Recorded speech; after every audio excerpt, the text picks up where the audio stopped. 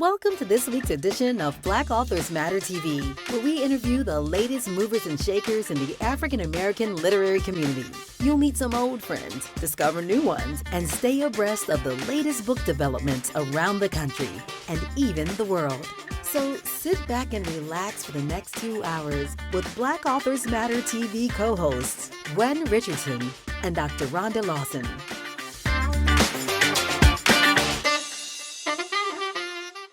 Good evening and welcome to the April 7th edition of Black Authors Matter TV.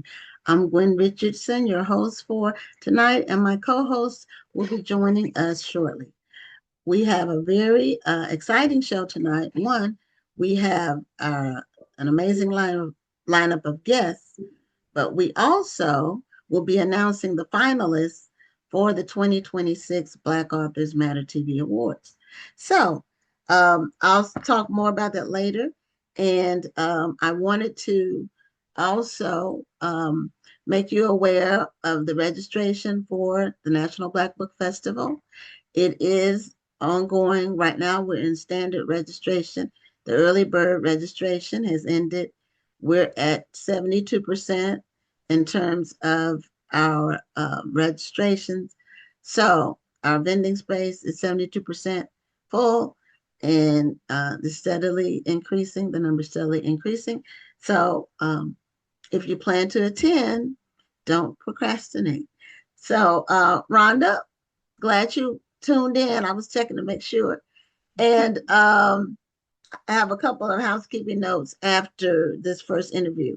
But this show tonight is sponsored by Arthur Sherman Dumas, who has a new book out called Family Matters. It's a nonfiction book about family. So he sponsored tonight's show. So we're going to bring on our first guest, and she was on the show, but it's been like maybe 4 years ago. You know, we've had so many guests and so much time has passed, and we're almost at year number 6, which is hard to believe. But we want to welcome Gloria Browne-Marshall back to Black Authors Matter TV. And she has a recent release as well as a lot of other exciting things that she's been doing.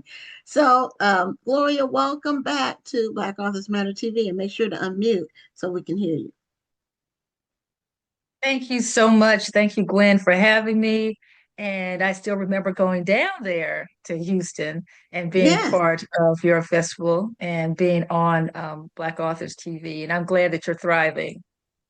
Well, we keep forging on ahead. You know, a lot of times I tell people longevity is its own reward. So a lot of people don't have the stick-to-itiveness. That's a word that people don't use that much anymore. But a lot of people, they quit. So we're not quitters.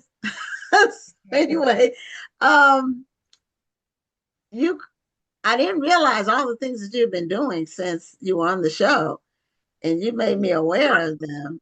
So before we talk about your book, your latest book, tell us about you being an Emmy Award winner and just the book tour that you've been on, and some of the other exciting things you're doing. Well, this is my 7th book, A Protest History of the United States. And leading up to that book, I had, before this one, She Took Justice, The Black Woman, Law, and Power. I think that was the one I might have had when I was down there, because that one came out in 2020. So that might have been when I was there. I'm not sure, but 2020 was also during the COVID. That was COVID. We didn't have it in 2020 or 2021. We were virtual. So it was before then. So it might have been the book before that. Yeah, the book before that one. Oh, it was the Voting Rights War. That was the book before that one, because that one came out in 2016. Okay. And so what happened, basically, I teach constitutional law at John Jay College. I also am affiliated with the Africana Studies Department at John Jay College, where I'm a full professor. And so during the time period, I realized that people are not getting civics classes in high school anymore the way they used to, the way we did. You had to take some type of civics class, learn how to government or whatever it was called. Yes. So I decided that, and with the great assistance of WHYY, which is a PBS NPR affiliate out of Philadelphia, we created an animated film. And the animated film is called Your Democracy. And Your Democracy won an Emmy. And it Okay. also was on the animated film circuit, the film circuit. And so it also won film awards in the United States. And it's been viewed by, in over 50 nations because it's free. It's called Your Democracy. It has no license, nothing. The whole point of was for teachers, parents, people. Think about this, and especially Houston and other places, you have so many people immigrating into your city who are grown. That means they're not going to have civics classes. And unless they take the citizenship class, they're not going to know American history. So they're entering, and all they get is what's on television and movies. And we know how that depicts folks. Right. So, yeah, it was just this great opportunity to have an animated series. It's 10 episodes. Each episode is 5 to 7 segments, 5 to 7 minute segments. And it won an Emmy Award. And it was so exciting, to actually go get an Emmy. And they say the winner is open envelope and everything. So it was very exciting. And it also won the Silver Gavel Award from the American Bar Association because it was helping people to better understand their Constitution and their constitutional rights and constitutional history. So I'm geeky about constitutional law, but I'm also into legal history. And so all of my books have some aspect of legal history to them. And that's where Protest History of the United States comes in because as somebody who began as a social justice lawyer and then teaching constitutional law and race in the law and other types of classes, I want people to understand all aspects of this country, not just the ones that, they want to commercialize. And protest, I believe, using the First Amendment rights and beyond actually helped this country become what it is today. And most people think Santa Claus did it or something. They really think that this just fell out of the sky, that people had power, just woke up and said, oh, I'm going to share my power with other people. That's not how it happened. So my book, A Protest History of the United States, starts with the indigenous. So it goes over 500 years of selected Okay. protests and protesters, but it's all based on the foundation of what I gained from my other books that made me say, I've got to write something that actually helps tell the story of how we got the rights we have today so people will stop putting down protests, for one, because a lot of what we have today came from protests, but also realize how many people, I read about these people in my research, but most people don't. And so I wanted them to know that a lot of life, blood, sweat, tears went into the rights we take for granted today. And we need to know at least some of the people who helped to do this. Right. I too didn't, well, I didn't realize, and I don't understand why they stopped teaching students They how want the us to be country, the dumb. government works. That makes no sense to me. And some of these changes, I often wonder whose bright idea was it to remove that from the school? Did they do it because not enough students were doing well? But then that means you need to teach better, not that you need to remove the subject. But So, I think it's because they don't want people to have critical thinking skills. Think about it. Why would you invest in voting if you don't even know how the government works? People just tell you you should vote, but you don't know the power of your vote. I like to tell my students that if you look at that first paycheck, remember your first paycheck, that little job you had, whatever, that first paycheck, you got that check and you looked at it, you saw how much the taxes that were taken out. And so I tell my students, look at the state, local, and federal taxes taken out. That's your government. That's your state, local, and federal government. And so your money is paying their salary. So if you add up all these people whose money's going into that, then you see that's where it's going. But if you don't tell anybody about that, if you don't let them see how they have a role in their own government, then why would they care? And if they don't care, then it makes it easier for people in government, some folks who want it that way, just to say, I'll think for you. You don't have to think for yourself. I'll think for you. So you don't even know what your rights are. no, well, when you said they, I don't know who the they is because it's really nationwide. And so it's not an edict from the federal government. So that means it's happening at the state level. And Why do you say it's not an edict from the federal government? It you mean depends on what federal removing government. civics from classrooms? That's not the Yes, role of the federal government.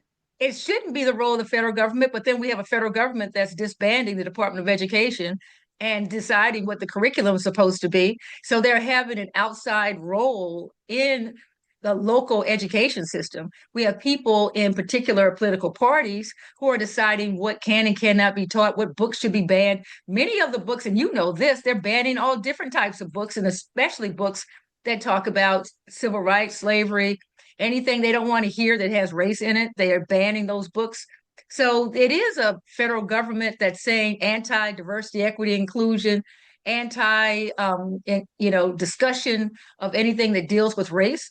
And when you start saying that from the top, especially from the White House, then you're actually telling the teachers, the librarians, the Department of Education what they can and cannot do.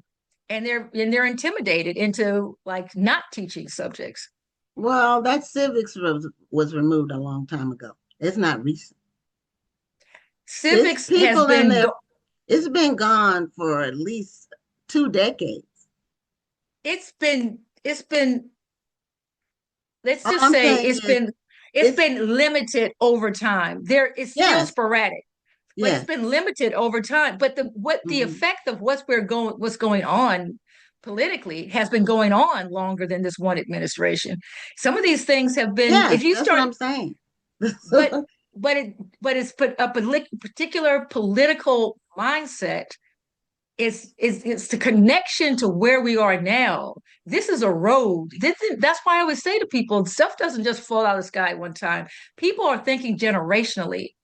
And too often, other folks are thinking about what we're going to do for the next family reunion. When other people are thinking, what are we going to do 2 generations from now? So what we're dealing with now has been a road that people have traveled from the Tea Party and even before the Tea Party to get to where we are now with our Board of Education and with the dismantling of the department or the attempt to dismantle the Department of Education. This is long in the making. We're just seeing it right now because of Project 2025, that they've been so emboldened because they've moved up to this point based on the time they've invested in it. And protest is one way in which people have pushed back against this when their political parties didn't have the courage or the foresight to push back. The people have pushed back. And that's what I wanted folks to know, that the people have used their power to teach, even when teaching wasn't allowed during the time period of slavery, Jim Crow, and other times in which we couldn't have the kind of education or the books we needed for education. People figured out how to teach in the living rooms. So, and that's to me is an act of protest because you're protesting against the limits people want to put on you. And one of the things I do in my book, A Protest History of the United States, is actually look, and this is the first time I did this, to include memoir. So I include my great great grandmother, Eliza, who was born enslaved in Kentucky and fought against her slave master and slave mistress, and then lived through slavery and left Kentucky for Kansas as part of the Exodusters. So I'm a very proud Exoduster. That's the first great migration of Black people from the South to the North. Those Mhm. Exodusters were in the 1870s. So my families on my mother's side arrived in Kansas from Kentucky in 1879 as homesteaders. So they were trying to figure out how they could make a life in this country despite what the country was doing, not teaching education, Black history. This is the anniversary, 100th anniversary of Black History Month. Somebody had to create Black History Month out of nothing. It's not like they were taught Black history. So we've always been pushing against what people limited us in having. And just because they're limiting civics education and government doesn't mean we have to fall for the okey doke. There are constitutions on our phone that we can read and have constitution classes to better understand our government. But we've got to invest in our kids so that they understand government, even the sound of the word, constitution, the sound of the word sounds boring. So you have to figure out, and that's what I did in this animated series, Your Democracy, that's online on YouTube right now, or you can get it at whyy.org, the website for the producers, is to figure out maybe if we did an animated series, then people would be more inclined to watch it, whether or not they're adults or they're young people. Maybe. I just hate that they don't do it in school because Well, that's where I learned it. well, I if you learned how the government works, how long each office is, what the roles are, the three branches of government. All of that I learned in high school. And I don't know if people are beyond getting it in the educational setting. I don't know how motivated they are. That's well, all I'm saying. Well, you have to remember, Gwen, that people learn differently. There are still some people who remember, and what I was trying to say a second ago is there are people who remember Schoolhouse Rock, and there are Hmm. Yeah, I was gonna refer to that. right, Mhm. and there are people who still remember I Am a Bill, and that was the way Hmm. Mhm. we remembered Yes. the three branches. So you can't say that they have to learn it in an educational setting because everybody learns differently. And so when you hit something like this in different ways, people are going to learn it in different ways. One group may learn it in the educational setting, another group may learn it by looking at it in an animated setting, and so forth. But the important thing is to get the information out there. Yeah, I just when it's required for students to learn it in school, they actually are forced to learn it. And animation can enhance it. Because when we had the animation you're referring to, the bill, what is a bill and all that, that wasn't replacing the education of it. It It was didn't enhancing it.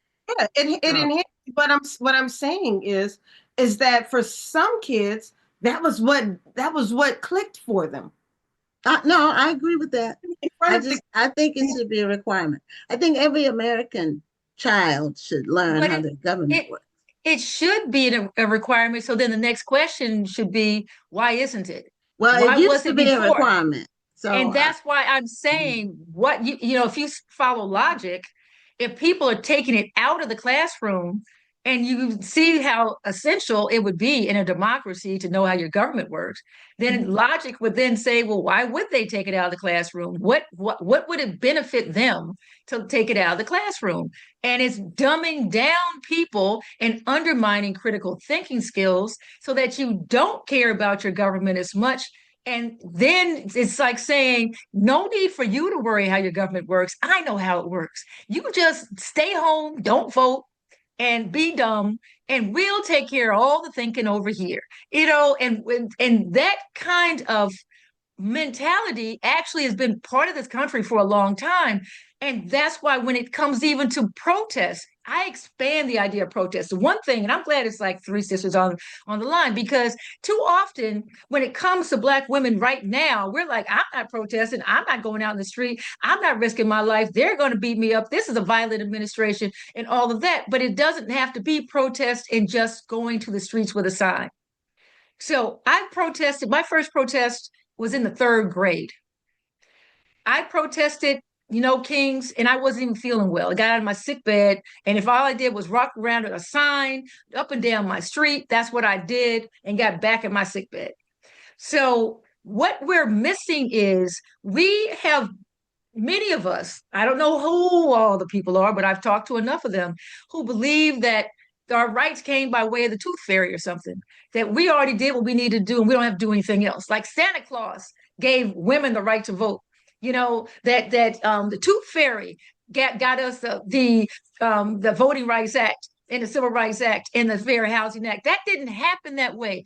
Protests got us that. And we might think, well, I'm tired of protests. Well, so Fannie Lou Hamer might have thought the same thing. Harriet Tubman might have thought the same thing. I think the same thing. Why should I have to keep protesting when there are so many freedom freeloaders? And that's what I call, that's my phrase, freedom freeloaders, because they want to freeload off of the work that other protesters have done and then say, I just want to wake up and live my life. And I understand that. Everybody just wants to live their life. But then who's minding the store? Who's the one who's going to make sure? Right this past week, this administration has decided that it's going to stop taking EEOC claims from people from issues dealing with race. So they're taking EEOC, equal employment opportunity claims from people dealing with, anti-Semitism, but which I still think is disingenuous for a lot of reasons, because they didn't care about the anti-Semitic sayings that were taking place during the first administration, but now all of a sudden it's about anti-Semitism. But I think it's just divide and conquer. Anti-Semitism is real, it's important, it's heinous, but I think they want to just do the divide and conquer game, which is part of what protests has faced. Once you start reading how much we have today that's based on protest, then you realize that sitting it out is not going to work. Because once the ball of oppression starts rolling, it's going to roll over Black women, no matter we're sitting at home or at our sorority meetings or wherever we may be. It's going to roll over all these people who think they can just sit on the sidelines, because that's the way the country's history has been. And that's why I like to study legal history of this country, because if you watch the laws, you can see how the laws will be used and abused in order to limit the progress of people of color, and in particular African Americans. So my book is not just about African Americans. It starts off, as I said, with indigenous. If you expand the idea of protest, then a slave uprising is protest. That way, if you think about Rosa Parks not giving up her seat, that's protest. But you don't think of Rosa Parks with a sign and a bullhorn in the street. So when you start going through people saying, I'm not going to shop at Target as a protest, there are ways in which people can protest that don't involve going out in the street. But doing something is what's necessary. Pretending like this is not happening and that they can sit it out is not going to work. So that's based on 500 years of my research.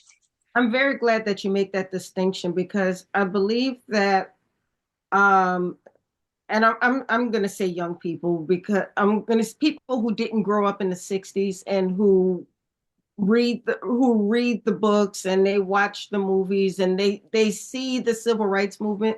Many people, they romanticize the 60s and they think that everybody was marching in the streets, and they don't realize that there were different types of protests. Not everybody was built for marching in the streets, taking up signs and marching.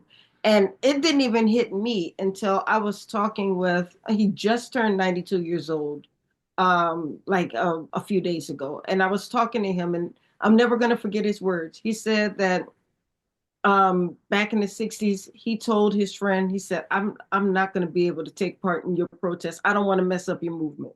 He said, because if I get spit on one time, I'm gonna mess up your movement. I'm gonna stay back here, because he was a lawyer. He said, I'll stay back here. I'll be the one to bail people out of jail.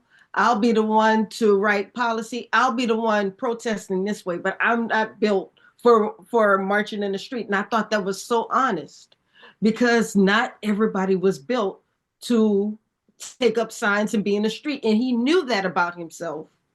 So he did a different form of protest. And I don't think that made him less of a person. He just knew who he was. But I think that now, because we have romanticized the civil rights movement to think that everybody was in the street, and if you're not marching, you're not part of the movement. And I don't think that was really the case. There were people who were strategically not part of the movement, because they were the ones who had to stay on the outside, because they were the ones who were going to bail people out. I'm so glad. Thank you so much. So, and that's what's so crucial for us to understand. There's a role for everyone. You need somebody who's putting together the bail fund. Who's going to be there just to man the phone, so that when people call saying, I'm in trouble, I need a ride home, someone's, I saw this, whatever, you have all different people. There could be somebody there who's just there, not to march, but just to film it. Remember, when you go back and you watch all those films, somebody had to be there to film it. Yep. Somebody had to be there to take pictures. There's so much. And when you come back from a protest march, somebody needs to be there with some food and some hot coffee, there is such a role to play. Who's the driver to drive people to the protest and then pick them up again? There's so much to do, but you've got to do something. And so my book also deals with labor movements. because labor movements were protests. For people to say, I'm not going to take the job circumstances that you're giving me, I'm not going to work under these conditions, I'm going to form a union. Forming a union was protesting labor conditions. So when you start thinking beyond protest movement as a sign in the street, you begin to see that your family probably engaged in some form of protest and you didn't even realize they engaged in protest. We think about how protests could work in our benefit. I'll give this one example. The 8-hour workday. The 8-hour workday. You think Santa Claus gave us that? It was signed into law because signed into law by Ulysses S. Grant. Just think about this. In the 1800s, it didn't become a reality until the 1900s. That's how much protest went into that 8-hour work week. So that's why we wake up every day and we just have all these benefits from protests, and we are not connecting it to the protest or the protesters who don't have a pension plan. They don't have personal days off. They are people who are giving of themselves. They're not paid to protest, even though there's this lie going around of paid protesters. They're not paid to protest. They're giving of themselves, and they make mistakes. Yes, they do, but they're human. And then people give all these criticism. Why did you say this? Why did you say the other? I went on a protest. I had a sign, "We will not be erased or blamed." That was my sign. I led a protest, not this President's Day, but the President's Day of last year, that was with other people from New York, New Jersey, to Washington, D.C. to march on the Capitol. So we were the only Black people there in our little group. They had 2 others who were just sitting around. So if our issue is not at the protest on one of those signs, then who's going to negotiate what we care about? The people are going to go in there talking about ICE and immigration. They're going to be talking about the hundreds of thousands of Black women who lost their jobs. They're not going to think about, the dismantling of finances for HBCUs. They're not going to be in the room talking about anti-DEI and what's being taught in the books being banned by Black people. They're not going to talk about those things because we're not at the table. And if you're not at the table, you're probably on the menu. And that's what I tell people, like, if you're not at the table, you're probably on the menu. Because if they've got to give something up and you're not at the table, you're probably going to be the one they're going to give up in order to get something for themselves. And right now, we are not at the table.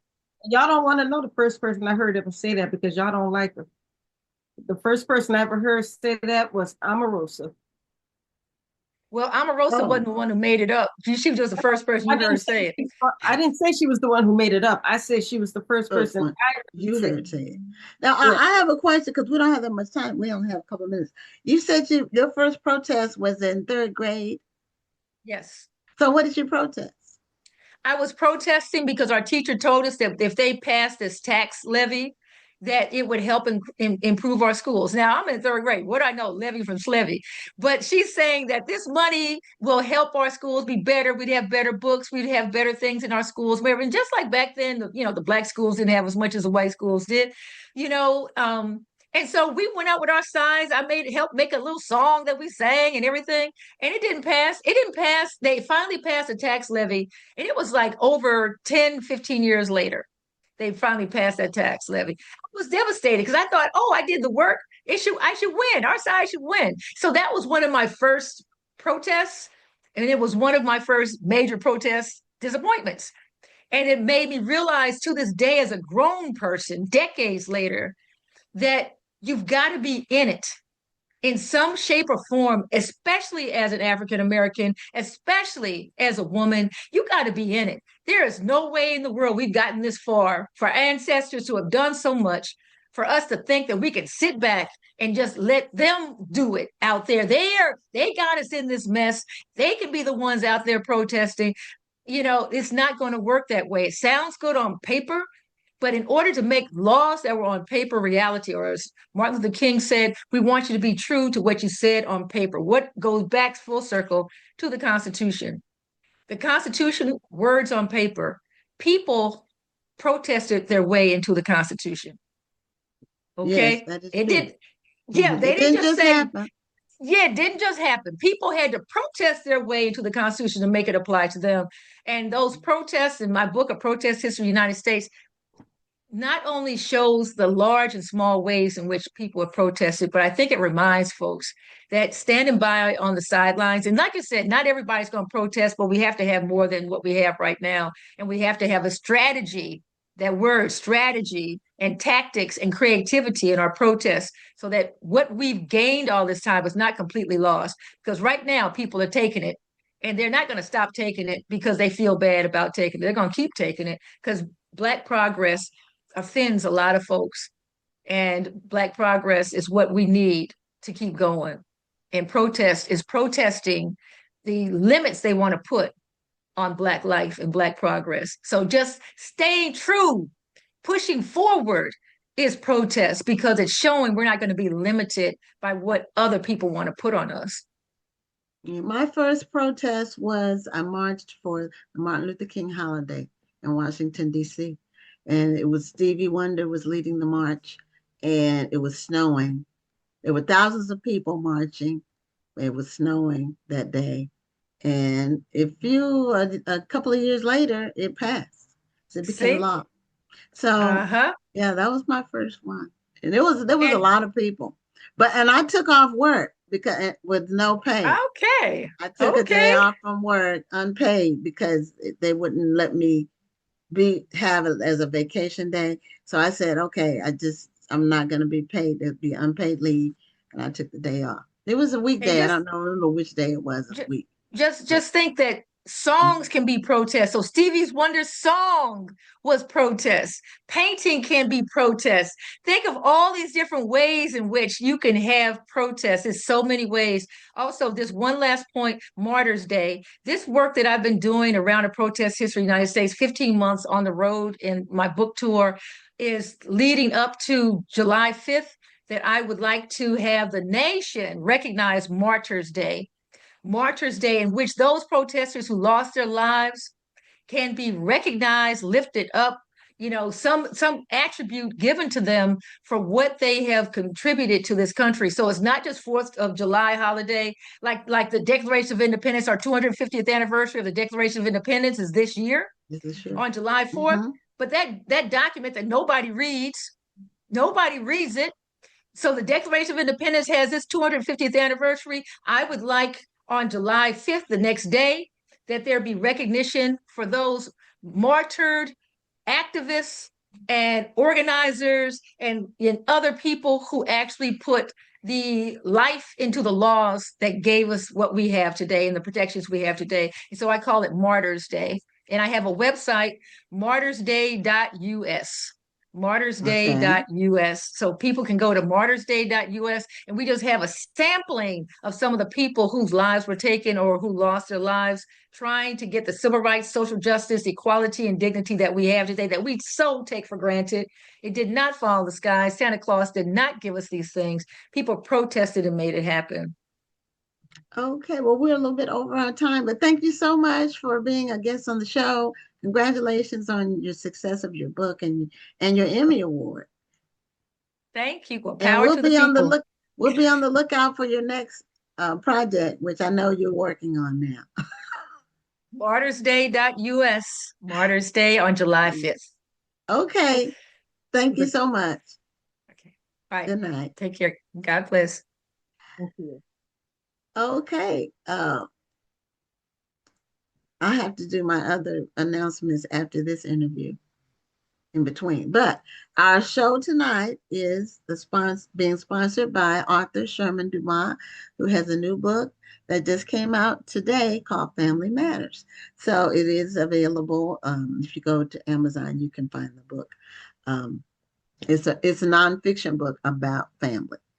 So our next guest is actually, sometimes the guests kind of, their subject matter ends up being related to each other, but it's not intentional. it's not planned. It just ends up being that way. But our next guest is Nicole S. Palmer, and she has a book that sometimes when I see comments about it, it triggers some people. But her book is called Playing the Game While Black. But while Black womaning in corporate America. So it's about Black women in corporate America, and that's what Gloria alluded to some of that too in her comments. And I know Rhonda's dissertation was about Black women. What was the treatise that you had, Rhonda? Death of the Angry Black Woman Syndrome and how it affects African American female leaders in the corporate arena. Yeah, so it's more corporate. So I was never in corporate. Well, let me say this, not never. It was really so short, right after my college graduation, that it was not really significant. And I knew I wanted to go the entrepreneur route anyway, so I wanted to do it as soon as possible, which I did. So I didn't think I could work in a corporate environment because I'm not. Um,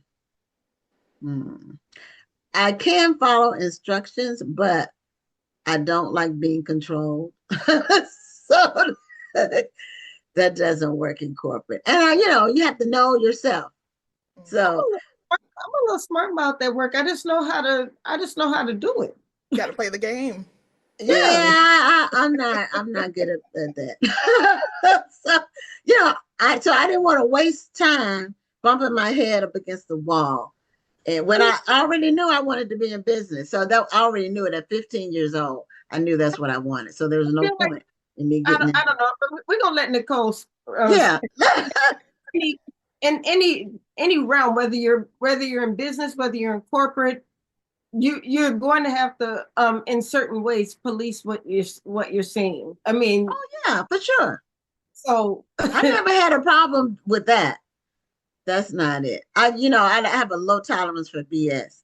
Like it. And so if people are just, if it's not working, I'm not good at pretending like something's working just because of whoever it is. And so I mean, you always have somebody you have to answer to. Even as an entrepreneur, you have to answer to your customers, but it's a different relationship. So anyway, Nicole, you have a copy of your book handy that you can show us. Yeah, I can show you the. Yeah, and so put it closer to your body. Okay. Closer to your body. There you go. Right. And so I'm assuming that you're in corporate America. I'm assuming that you spent some time in corporate America. I won't ask you which corporation, but which industry. I'll ask which type of industry. Yeah, so I do consulting work now. So I'm still in corporate, but not in corporate. So I work through a couple of different agencies, and I decided once I put me through the ringer this last time, that's how I was going to move from going forward. Okay. So is that what the emphasis was for you sitting down and writing your book? No, funnily enough, I wrote this book while I was on medical leave from the corporate job that shall not be named. We're not going to name and shame them, but yeah, so I was on medical leave. And that's when I wrote the book, trying to figure out my life and why I was killing myself for a job that wasn't checking for me. And that's really where the book came about. And then I decided in the process of doing that I wasn't going back to that job. So I made a decision to walk away after medical leave and just focus on consulting and building my own brand and my company, because that is just, like you said, fortunately for you, you learned early on that wasn't for you. I knew, but I was pretending. I think I was in denial for a while. And so now, full circle, I decided that when we're in corporate America, we're not building our own dreams, we're building somebody else's dream, right? And so I learned that I'm still going to get them checks from corporate America, but they're going to fund my passions and my dreams. And that's how I chose to do it differently now. Okay. So what do you think about Black women, we Black women, that gives us so much of a challenge in some of these settings? I don't think it's Black women specifically. I think it's how we're perceived. And I think the biggest thing is that there's this notion that we are all the same person. And so because there's this belief that we all act the same, we all react the same to no matter what the situation. That's why all these stereotypes get applied to us. So it doesn't matter where you go. Like, and I always say this. I say I'm black first, woman second. Like that's a double-edged sword, especially in corporate spaces. And so I've been told, like literally by coworkers, Nicole, if I didn't know you, the way your eyes get wide when you're just explaining something, I'd be scared. Then these are people that know me for years. And just, we can't be too expressive because that could be intimidating. We can't be too loud because then we're yelling. And then somebody will be in your face, which has literally happened to me, pointing their finger. And that's okay because they don't look like you. And so there's this notion that all Black women are equal in terms of like how we behave, how we conduct ourselves, and therefore we're all treated equally. Wrongly, but we're all treated equally, and so all the stereotypes get painted on top of us, no matter who we are. The moment we're a Black woman, we're angry, we, are disrespectful, we're insubordinate, we're unprofessional. All of the isms that you can think of also get applied to us. So I've seen it happen too often to not to like we can't pretend that that's not what it is. Mm-hmm. And it doesn't matter where you are, even though the book that I wrote was specifically corporate America. I've had people in other countries reach out and tell me, you literally told my life. And so it just goes to show that it doesn't matter where in the world we are as a Black woman, we're still a Black woman. And therefore, yeah, there are some assumptions that people make about when they see you. They have assumptions that they make, not knowing you at all. Yeah. And then sometimes people will think they're giving you a compliment when they really are insulting you. Okay.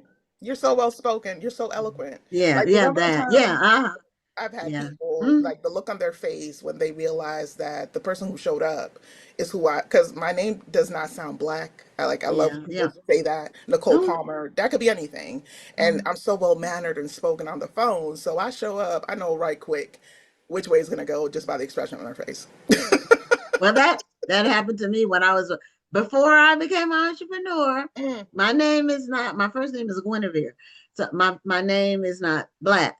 And my resume was not, there was nothing on my resume to let someone know that I was Black. I wasn't trying to hide anything. Because, the school I went to, my organizations, because I went to a PWI, so that's part of it too. But this was back when they did phone interviews. You show up on the phone. You feel like after the interview on the phone, it's just a formality for you to show up and the job is yours. Yep.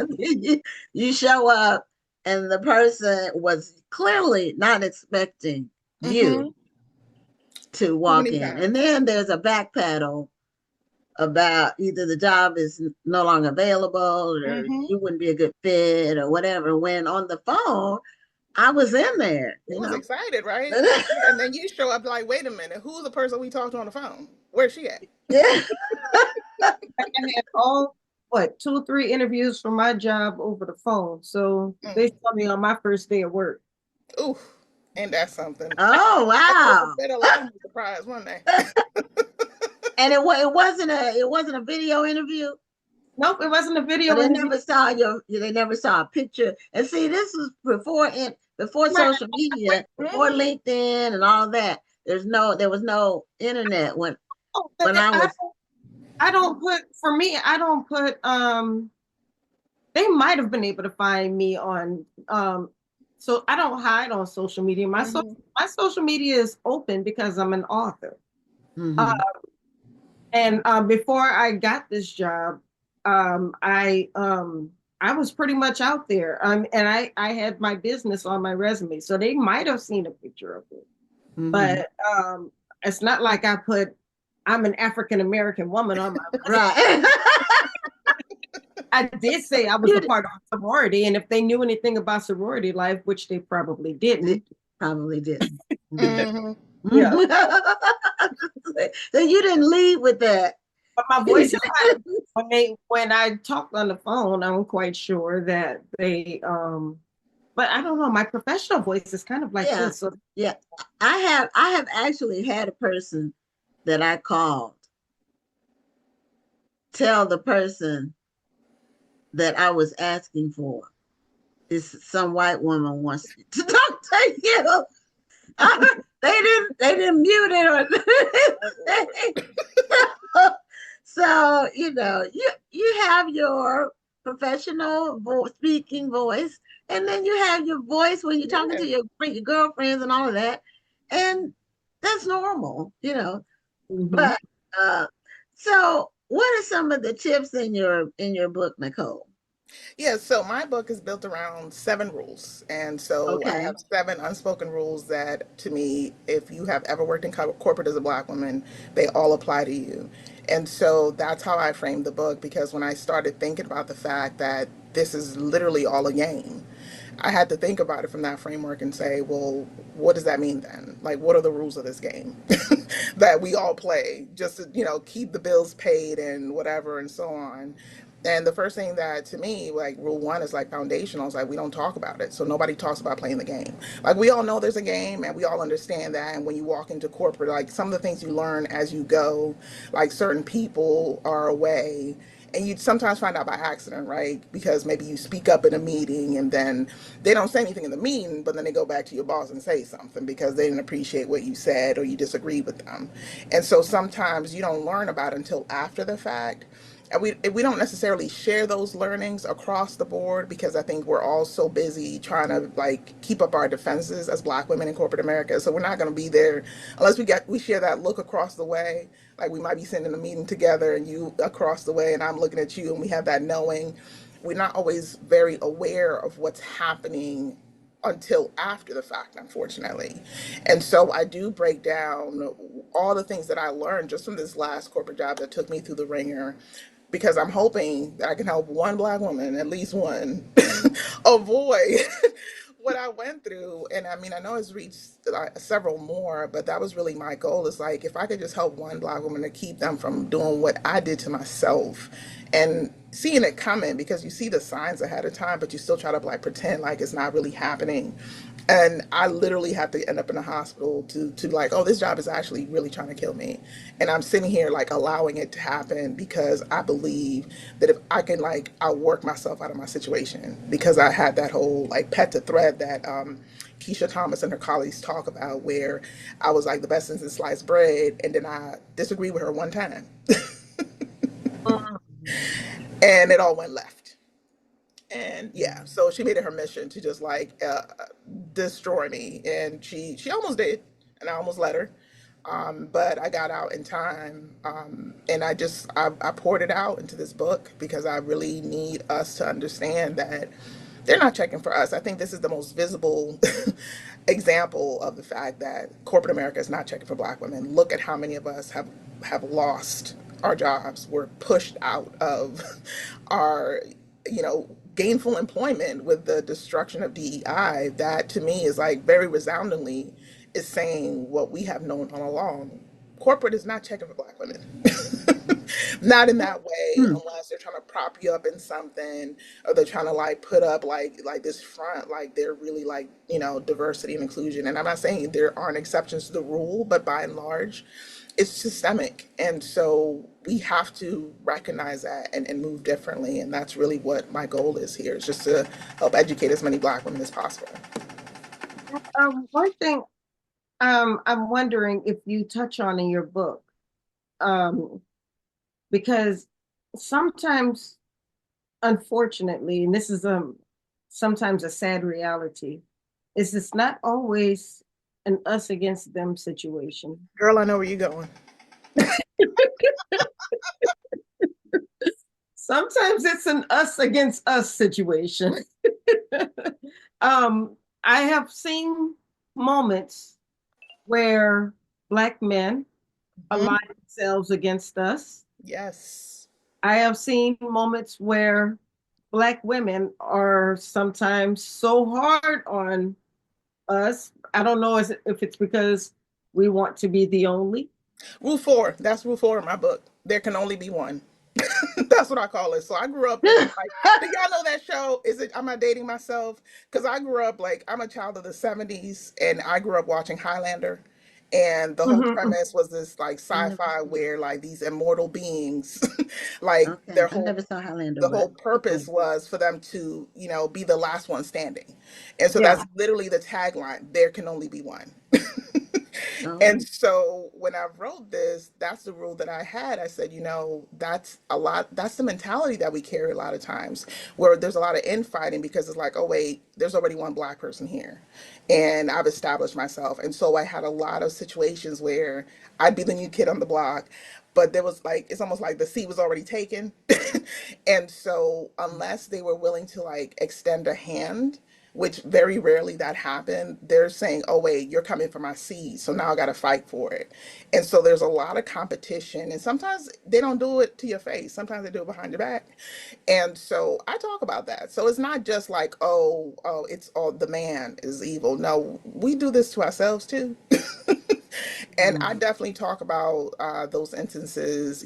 One of my mentors, who was high up in the organization as a Black woman, let me down in the most disappointing way and told me about it after the fact. And I'm like, well, you didn't stand up for me. All she told me was like, oh, yeah, I couldn't believe they were saying that about you. Well, did you say something? No, because she was trying to protect her position. And so that's the unfortunate trap that a lot of us are in, where we believe that there's only one seat at the table, but it's their table, right? And so if we stop believing that only one of us can have opportunities there, we could probably do something much more like progressive than what we allow because of that infighting. And it could be Black men and Black women, but I focus specifically on Black women because a lot of the unfortunate experiences that I had in that, as it pertains to that rule anyway, were at the hands of Black women. It sounds like we don't really have natural allies in corporate America. And they're so, rare. Yeah, so, if it's a young white guy, he knows his mentor ally is going to be another white guy. That's, Yep. And white women, from my experience, are not our allies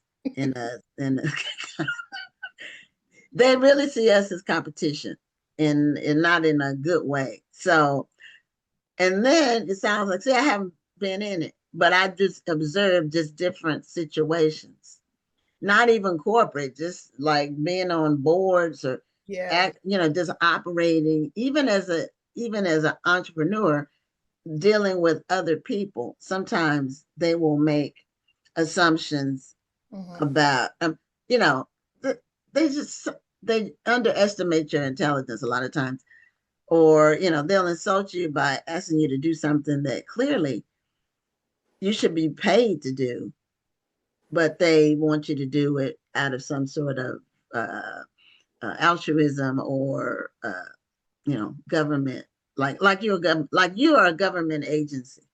your time is open, it's available to people who need it, and you shouldn't be paid for your expertise. So, and that happens within our community and other people who we talk to, and it's we have challenges. A lot of times you just have to you can't let it stress you out, because then you end up with health issues. And then if you don't have your health, you don't have anything. Because so I really feel for when Black women who are in corporate. I never wanted it. I saw some things early on. I worked, one of my early jobs right out of college, well, soon after college, was actually at a Black consulting firm in DC that was started by a Black woman. Okay. She was the president or the CEO. I forgot which one she was, but she started the business. And it ended up that her mother was from this little small town in North Carolina, and her mom dated my dad when they were in high school. It was weird. Anyway, that was like something I found out later. But she hired a white guy to be the face of the business because she felt like, and probably rightly so, he could get indoors and get at tables that she couldn't get at. And even though the company was called, and it doesn't exist now, it ended up folding, but it was called Wilson Hill Associates, and she was Hill. Patricia Hill was her name. But they would look to him, you know, for answers. And like she was just like, almost like his secretary. It was her, it was her business. So you can, I mean, whatever role we're in, it can be challenging. It's just, you know, we have to meditate, you know, pray, have just to make the stress level, to lower your stress level, because, you know, we're considered to be a threat in a lot of situations. Unfortunately. And not you know, we, instead of looking at us as an asset to help build the corporation, internally, a lot of people will see us as a threat. I guess for what they see as a limited opportunities. Maybe that's what it is. I don't know. But we have just a few minutes left. I did want to see your thoughts, and I know you put this in your book. I know you did, because I've only known you for about 20 minutes. I know you put this in your book. What are your thoughts on code switching? Oh, yeah. Somebody mentioned that in the comments. Listen. So I'm glad you brought it up. It is something that it's unavoidable. I mean, I think that everybody can have their opinion on that. I know that some people believe in like bring your whole self to work. That's a trap. Okay? Like that is a straight trap. And I think that there's a difference. And I kudos to the younger folk, the braver folk that are going into corporate and saying, this is who I am and deal with it or don't deal with it. And I can make this my last day. Look, we grew up in a different time. So when we, like back in the day, you know, when we grew up, you know, we were always told speak properly. We weren't allowed to speak broken English or slang outside of the house. That would get your tail lit up by your parents. That's how, and plus my parents were from the Caribbean. So that was like, I wasn't even allowed to speak patois in the house. Like, no. Now you speak proper English, period. And so there's all of this pressure. So it was expected that you speak proper English when you are in a corporate setting or in mixed company, either one, okay? Because that's also a thing. And so whether that is something that people feel like, well, we shouldn't have to do that, I promise you, they look at that. They might not say to your face. Now, I think now it's a little bit more insidious the way that they punish you for it. And so, yeah, they'll tell you bring your whole self to work, but they are keeping a list of individuals that are bringing their whole self and how much of their whole self they're bringing to work. And trust and believe it will come back to haunt you. It's not fair. And so that's the thing that I talk about in the book. I don't think it's fair that it's a game. I don't think it's fair that it's rigged. I'm just stating that it is. It is, but it's factual. So I'm just saying, look, we know that we know the minefields are there. We know the traps are there. I'm just showing you where they're at. That's all. I didn't put them there. And you're not saying these traps are great. These traps are wonderful. You're not extolling the virtues of traps. You're telling people, look, there's a trap up ahead. Right. You're not giving it a value. You know, and also the other thing I want to point out, because this has come up a lot, there's this not a divide, but a lot of discourse around introverts versus extroverts, and how like, well, if you're the quiet one, leave the quiet ones be, and you know, don't worry about them and all this stuff. Yes, I agree. I promise you, I am an introvert, although I may not look like it. Like that's just who I am. But the reality of it is, and this is rule number 2, there are no spectators, right? So you can say, look, I'm just gonna keep my head down, my nose clean. I'm gonna mind my business. You know, whatever anybody else want to do, that's fine. I'm just gonna mind my business and do my little job over here. They're watching that. Oh, well, she's not a go-getter. She's a team player. She doesn't have initiative.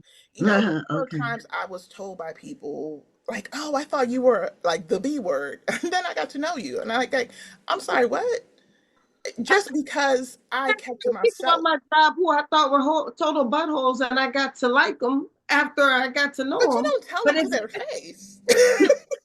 I had a white guy on my job who said it in a meeting. He said, yeah, when Rhonda first met me, I know she was like, who's this butthole? You laugh with them. It's like, you don't tell them. It's like, I was like, yeah, I thought that, but I wasn't going to tell him at first. And so that's what I mean. And so I think that there's this notion that the old rules don't apply. They're still very much there. Okay. Racism been around for a hot minute. It has outlived all of us. It has been here. Multiple generations of us. So we can believe that these things don't exist and aren't real. They're real. They're still being used to get you out of your job. Like, people will wait. I've had coworkers who had one dust up with their supervisor, and I tell you, the person waited years until their right moment, and then got them the one time that they did something that they couldn't walk back and use that thing to get rid of them. So they remember. They keep track. And I'm not trying to say this like as a paranoia thing, but they take notes and they do, take account of all these things. So we just have to move differently. And I hate that that's the case, but that's why it's a game. Yeah. Well, we're at the end of our time, and show your copy of your book cover one more time, Playing the Game While Black Womaning in Corporate America. Yes. So get your copy. And Nicole she didn't leave anything out. She left there's no holds barred. So she tells the real deal about what to expect and how to avoid some of the traps and minefields. Yes. Nicole, you're my friend now. I'm going to Oh, come find me, please. I'm everywhere. Just NicoleSPalmer.com, blackwomaning.com. I'm on LinkedIn. Please do find me. Yes. Yeah, we have to compare notes. Yes. Okay, have a great night. Thank you so much. Take care. Bye. Okay. Bye. Before we bring on our next guest, I wanted to do a couple of things. I wanted to give Rhonda her accolades for winning an award and also for launching her magazine, Meet the World. Is it Meet the World magazine? Is that the name of it? And the awards you got for your book that I read, the holiday novella, she got one award for that. So just tell us what the award was. Well, I got an International Impact Award for contemporary fiction, women's fiction. Well, actually, it was women's fiction for this book right here, Surprise White Browne. Yes. And I was actually kind of shocked. I was checking my email for something else. I had applied for the award like months ago. I wasn't even thinking about it. I was checking my email for something else, and then I saw congratulations, and I was like, oh. Yeah, sometimes it happens like that. You forget about it. You put the applications in, then you forget about it, and then you see it. It's exciting anytime. So congratulations. I wanted to just let the audience know about that, and to which you congratulations publicly. And so and the launch of your magazine. Now, how often is your magazine? The magazine is going to be quarterly. So the next edition will be released in June. So okay. I'll be looking for my my cover story possibly next month. So if anybody would like to advertise in the magazine, or if you're interested in submitting, go ahead and hit me up. But one thing that we want to do, we take pride in making sure that the magazine is presented with a lot of care and professionalism. So the magazine is very neatly laid out. We don't just throw things in there. We like to use good quality photos, well-edited stories, and then very informative stories. We want to make sure that everything in there is not just a story just for story's sake, and it's not just a bunch of Q&A. We want it to be actual articles where you're going to be able to walk away with some information. So we've gotten some very good feedback on this first edition. So we're looking forward to the next one being even more informative. Okay. So our next guest has been on the show before. It's been a minute or so. But also this episode of Black Authors Matter TV is sponsored by author Sherman Dumas. I want to say Stephen, and he has a new book out called Family Matters. So we appreciate his sponsorship. And Angela was on the show before. She's a podcaster herself, and she has a new book out. So she's going to tell us about both of those things. And if you're on Facebook, I don't know if she does it on Instagram or not, but she'll post her conversations with different people when she has those. And I don't know how often she does that. So we'll find out all that. And Angela, welcome back to Black Authors Matter TV. Thank you so much for having me. I'm excited to hang out with you guys. Hey, Rhonda, and congratulations to you. Thank you so much. Welcome to the show, Angela. Thank you. So your podcast is called Angela's Literary Cafe. Okay. Gwen, you know I am a bookish girly through and through, so you know it has something to do with books. Yes. So how often do you do? Is it scheduled or do you do interviews and then post them just they're live. They are all the way live. You're live. Okay, you're live. You're live. They are live. It's Tuesdays and Thursdays, 7 p.m. Eastern Standard Time. And then sometimes we'll do a Saturday interview as well. Oh, okay. So is it 30 minutes or an hour? It is 30 minutes. Yep, it's 30 minutes per author. Okay. So you do just one author on Tuesday and Thursday. Is that what you do? Yes, for the most part, it's one author, but every now and then, like a couple of weeks ago, I had, there was an anthology. So I had a group of authors there. Sometimes if there is an anthology or there is a group project, fiction project, I may have multiple authors on there. Or if I have a special show or what have you, then there may be multiple authors as well. But the normal shows is just one author to spotlight their book, whether it's a new release, whether it's a book that recently released, or it can be something that is from their catalog, or if there's a special time like audiobook month or something like that as well. So how long have you been doing your podcast? Wow. It's been a little about 5 years. It literally went live as far as virtually right around that pandemic time, so around 2020. But prior to that, it was actually in-person literary cafe events. But the virtual, it has just been a winner. Again, it's a way to bring authors and readers together. I have international authors who joined the show. I have tons of authors that have visited that they are actually in the UK. I've had an author that she lives in Africa. So of course, we have to coordinate the time zones and stuff like that. So I guess we can say the Literary Cafe is internationally known. Okay. Awesome. I love that you're getting international people on the show because I've been finding out, since I've gotten into the podcasting game that a lot of our international readers love reading American fiction and African American specifically.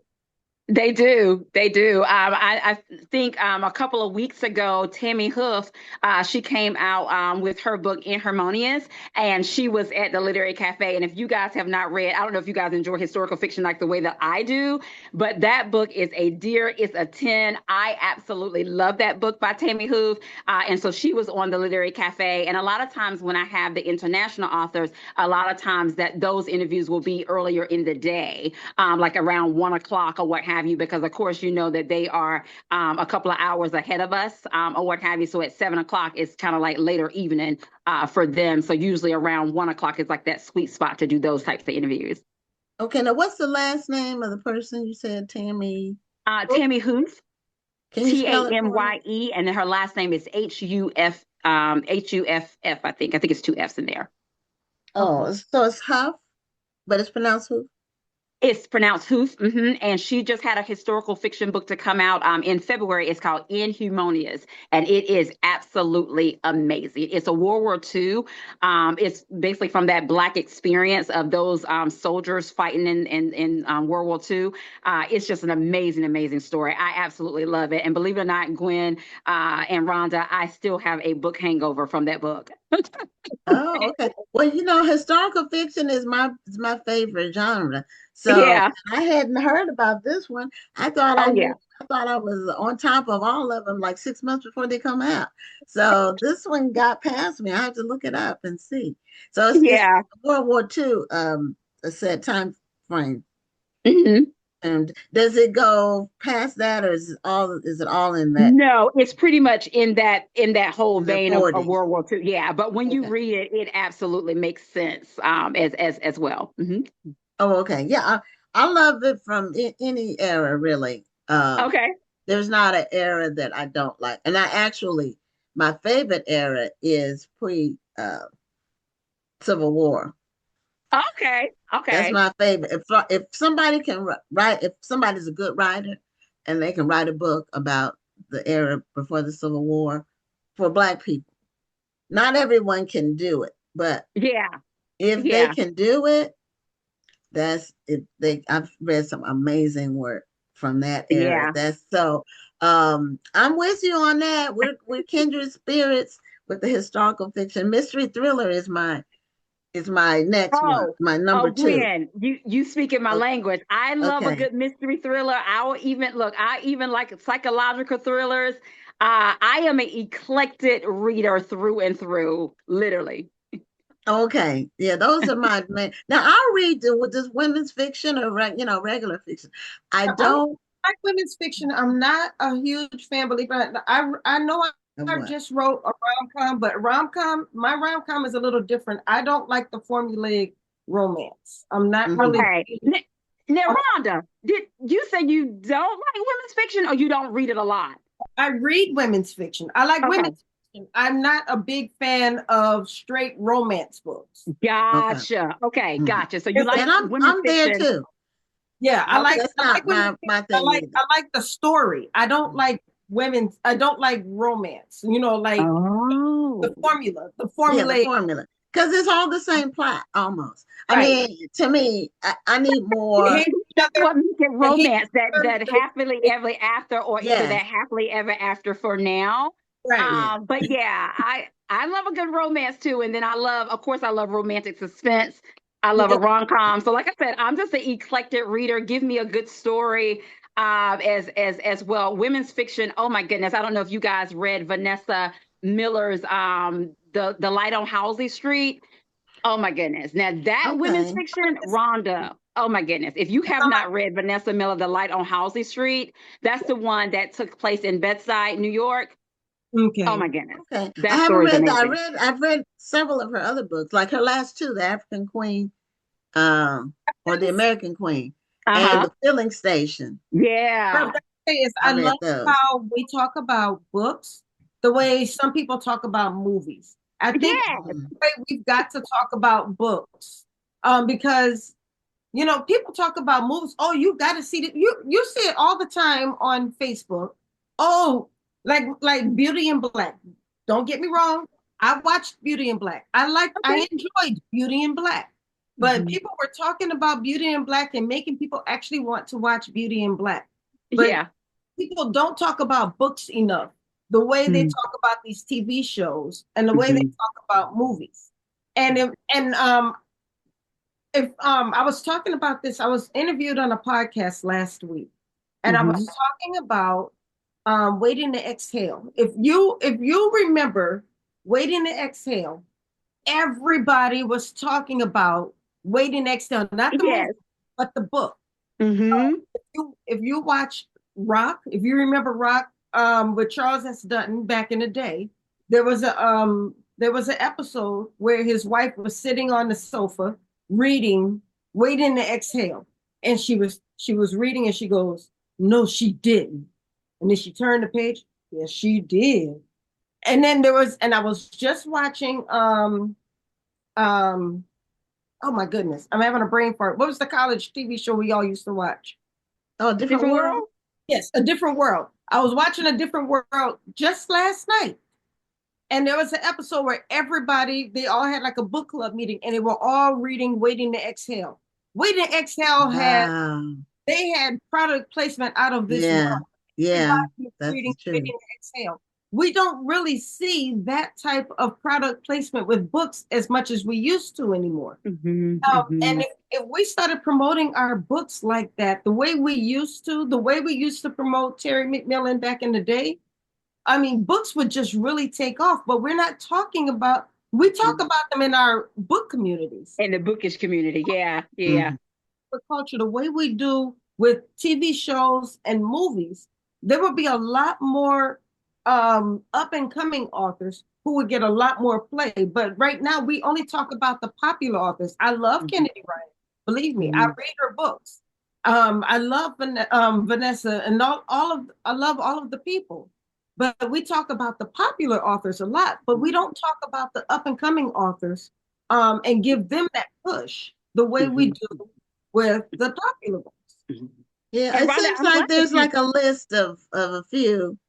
Back when you're talking about A Different World and those things, there was a list of one. But getting a lot of play. But that's my point. I'm not saying it was wrong with what we did back in the day. I'm just saying I would love to bring that back. How we talked about books, how we gave that placement to books. And it would be lovely to see the way we got behind those books, how we made that book so popular.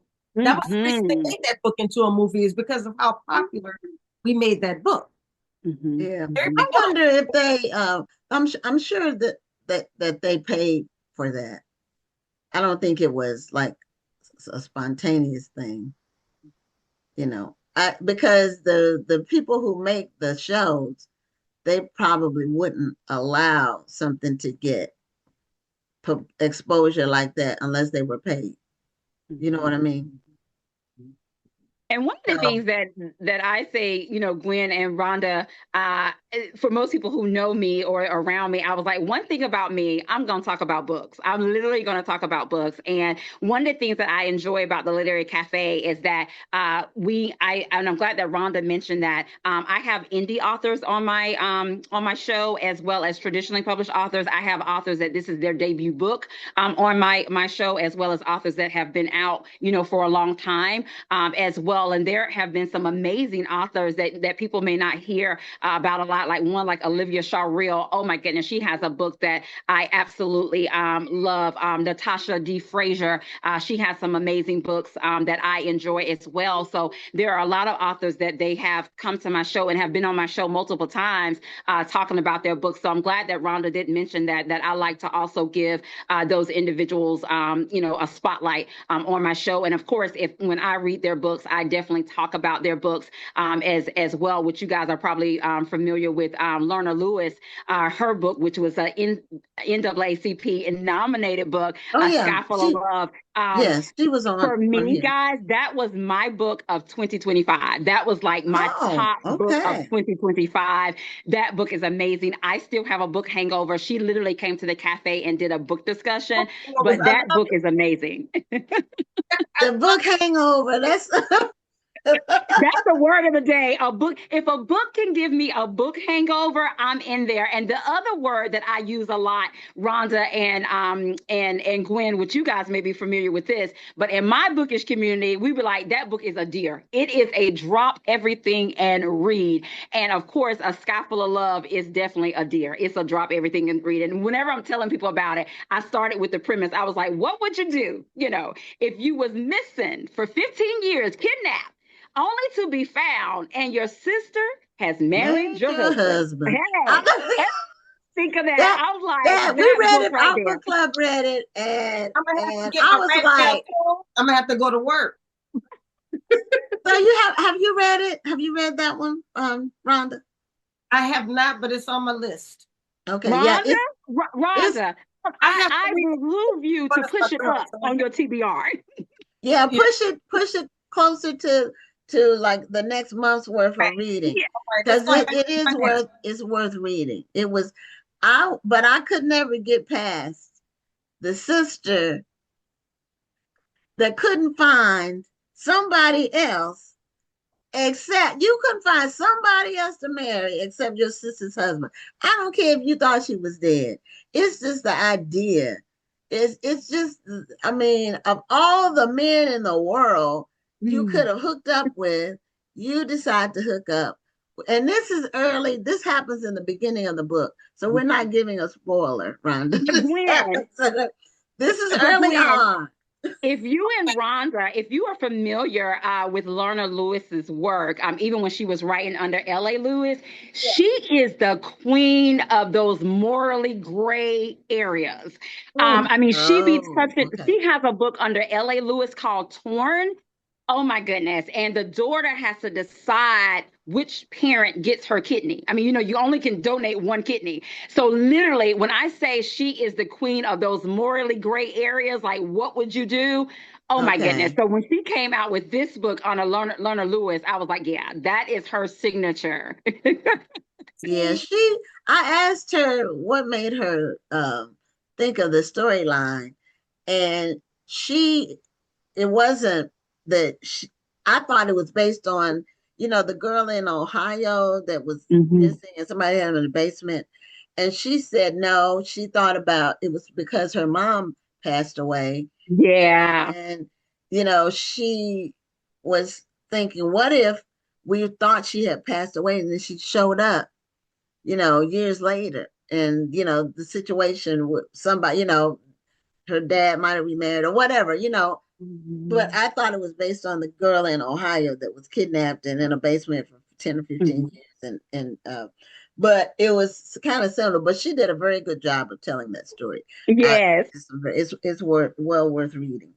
So Rhonda, when you read it, Rhonda, you're gonna have to hit me up in the DMs and let me and Gwen know that you're reading it. Yes, you will. Now, somebody, the social book club, she wanted to know what book again. So Rhonda, you're better at putting it because I have to do it on my phone if I do it. Do you know the name of the book? It's a sky. Well, let me just go ahead and tell you. A Sky Full of Love. Sky Full of Love. By Lorna Lewis. A Sky Full of Love. Yep. Okay, and it really is a really great story, and it got nominated for NAACP award. But I think that category was it in debut novel category. I cannot remember what category because the in. person, I think it was even because it was a debut novel for her under Lorna Lewis. Yes, but the person who won was a guest on the show too. So it was Charles Fancher. I haven't read his book yet. I have it. It's called Red Clay, and it's historical. It's historical fiction. And if somebody writes a book that's historical fiction, I am most likely going to buy it just on the principle of it being you are a historical fiction girl. I may not read it. I may not even get to it. It might be 2 years before I get to it. But I'm very likely to purchase it. Because I've never read a bad historical fiction book. You know, normally when people write historical fiction, they're taking care because they have to get facts and they have to go back in time and they have to create the scenes from the past. And I've never read one that was bad. And I've read some that are great and some that are good. I've never and some that are just okay, but I've never read one that was a bad book. Yeah. Well, and you know, I don't read bad books to the end. So I just don't. Let me ask you this, because you're saying that you are a historical fiction girly. Do you love the ones that I call it edutainment, the ones that educate you and they also entertain you at the same time, like Harlem Rhapsody? That book was edutainment that for me, and then the one From the Love of Harlem by Rashana Tate, that was edutainment. I love those ones that educate and they entertain and they make you want to go and find out more information. Is that you too with historical fiction, or no? You know what? I'm more into the characters. I'm more into how well the main characters are developed and the dialogue. The character development. I'm with you on that one. Yeah. And now I have read With Love from Harlem, but I With Love haven't. from I Home, yeah. have Harlem Rhapsody, but I haven't read it yet. But it's on my. Okay. It's on my. It's part of my group that I'm planning to read. Have you read Zeal by Verlin Jerkins? No, I heard tell me that was about it. good. I haven't read it. It's in my list. I'm telling you, every historical fiction that comes out, if it's by a Black author, then let me preface it that I'm most likely gonna buy it. I got 5 minutes left. For Angela, don't you have a book?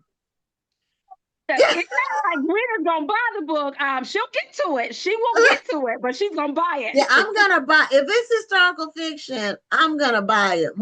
I love It's 90% that I'm gonna purchase the book, not the Kindle, because I don't read. I don't read on my Kindle anymore. I just Really? prefer. I prefer a physical book. Yeah, I had the Kindle for a while. I can't read. I've been trying to read the books on my phone. I can't concentrate on my phone.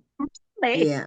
Yeah, Okay, to me, the Kindle's $1 million right question. like Does this. Gwen and Podcast. Rhonda, do you all do audiobooks? Yes, Rhonda loves audiobooks. Audiobook girly. I'm She an audiobook girly. I have to do audiobooks because that's the only time I really have time to read, because I'm always working when I'm home. I'm on a podcast twice a week. I get interviewed for podcasts twice a week. So, and then I have books I gotta edit, and then I have work I gotta do. I got AI consultations. I don't really have time to sit down and read. So I have to listen to books as I'm driving somewhere. So I do a lot of audio books. Yeah. So I sit down and read. It's just hard. And then when I get I enjoy your audiobook too. When I get my nails done, I try to read my ebooks. But that's not, I try to read an ebook, but it's hard to concentrate reading my ebooks. Yeah, see, so Rhonda, do you purchase your hardcover books, or not hardcover, or your print copy books? Do you get those with the autographs? But mainly you listen to audiobooks and your Kindle when you're busy? Yeah, most of the time, if I have a print copy book, a paperback book, is because it's an autograph book. Gotcha. What about you, Gwen? As Rhonda knows, I'm not into the audiobook thing yet. I tried to read one audiobook and all I did was fall asleep every time every time the voice would just lull me to sleep. And maybe it was the book. I don't know. I think I don't know if I can listen to a book and get the same Gwen, and I don't know if Rhonda has listened to these two audiobooks. Judge Stone is, of course, it's by Viola Davis and James Patterson, but she did the audiobook. Yeah, I loved it. And then If I Rule the World, that book in audio, oh my goodness. So you have to have the right narrator, but those two books in audio was just like amazing. I'm listening to Judge Stone now. That's okay.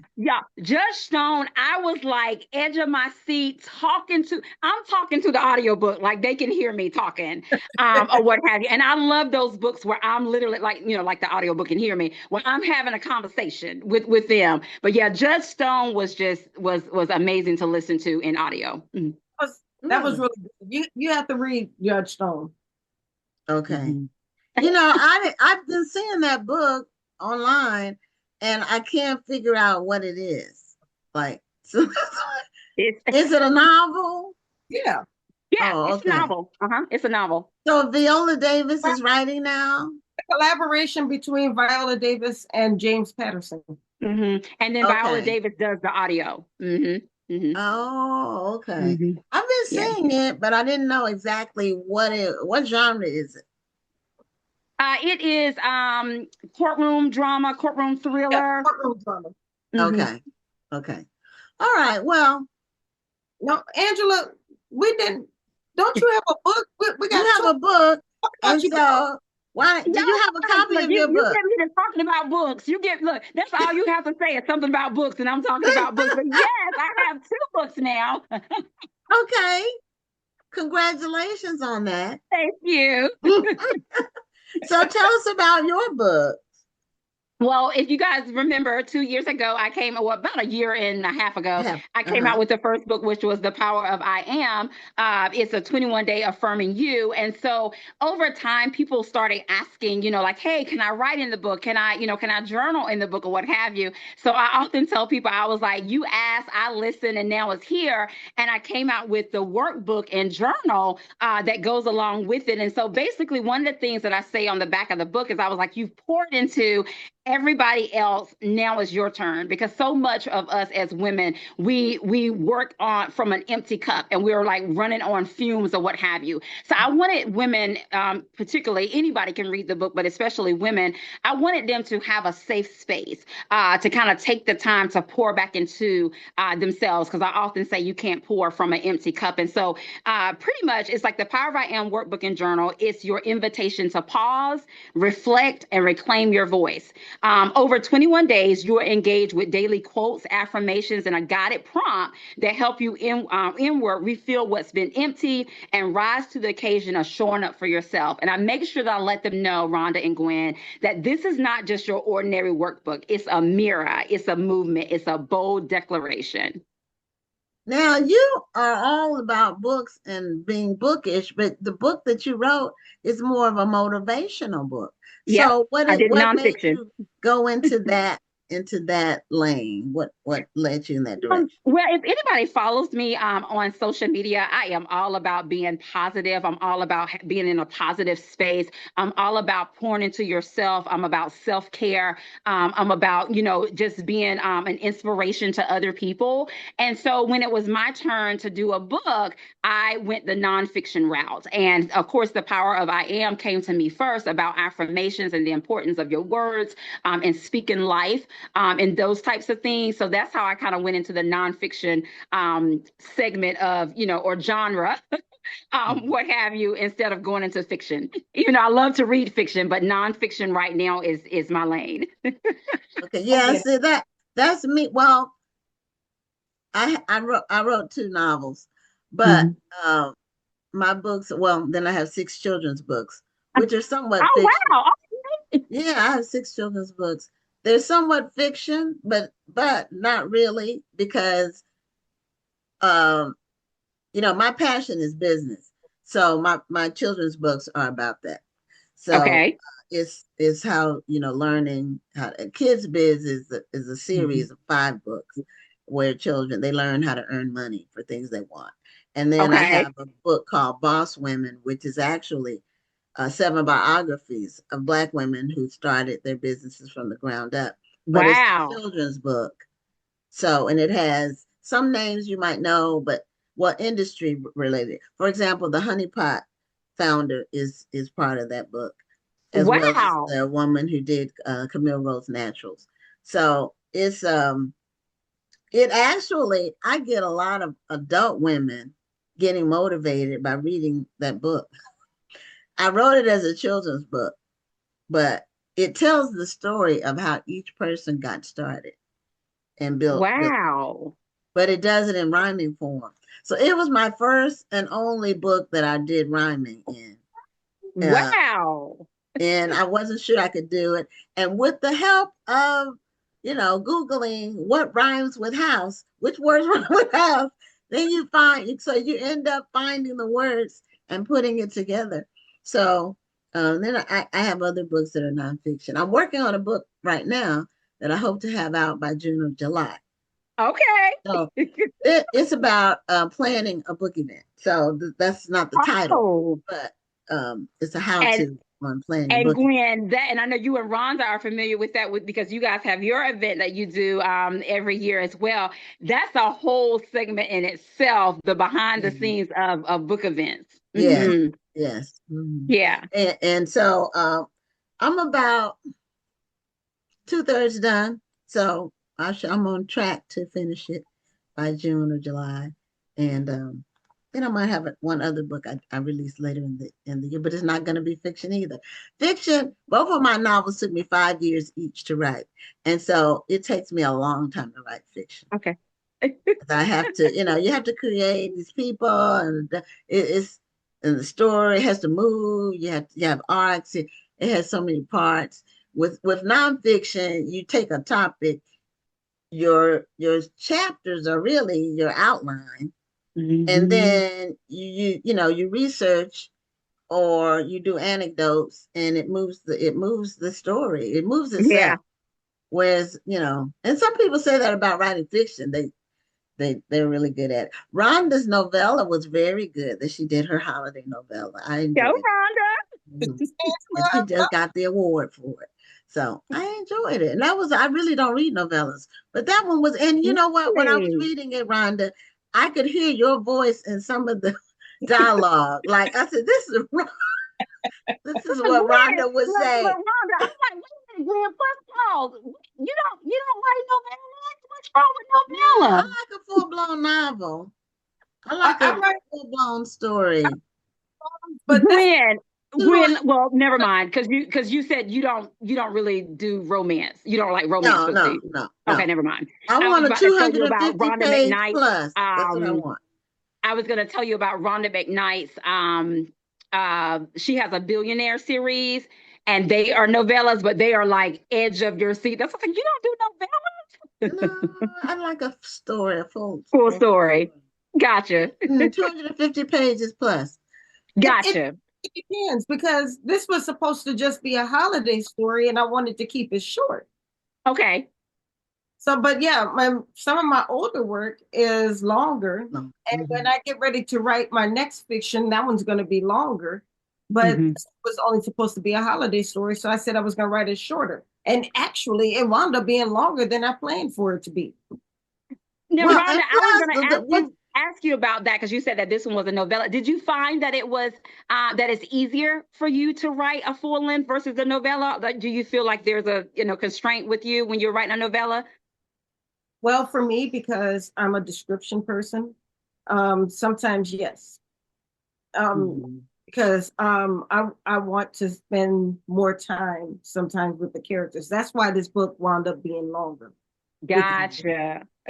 But I got ready to write this book. I said it's only going to be 25,000 words. And, I went into the word count limit. Only going to be 25,000 words. It was going to be a short novella. And because I said, I'm only going to write this. It's only going to take me a month to write this. I'm going to get this done. And then I started spending time. I was enjoying writing the story, and I wound up going over my limit. Yeah, but the story that you told a lot about you and Gwen and your bookish girly things. Oh, okay. Well, Rhonda, the book, the surprise swipe, is it swipe left or right? It was right. You don't swipe left, that means you don't like the person. Okay, well, anyway, I couldn't remember if it was left or right, but I wouldn't know because I don't go on dating apps, and I only hear about it. I've never been on a dating app ever. I mean, why would I? But unless it was out of curiosity. But your book, it's not, even though you wrote it as a holiday story, it could have happened anytime. Yes. Oh, okay. What happened? That's the reason why I still continue to promote it, because it's a good story no matter when you're reading. It just happens to take place around the holidays. Yeah, or it could be, this is maybe for the future. It could have been like up to Valentine's Day, like ended with Valentine's Day being the culmination. Oh, okay.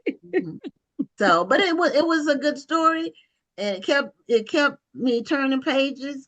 And I've got the actual book, and like I said, it was several parts of the dialogue. I could hear Rhonda's voice saying it. I it was her. So, but it was good. Well, we're past our time, Angela. We had to announce our finalists for the Black Authors Matter TV Awards for 2026, and so we appreciate having you on the show. You really got us involved in the discussion. It was supposed to be about you, and it ended up being about just books. You were fun, Angela.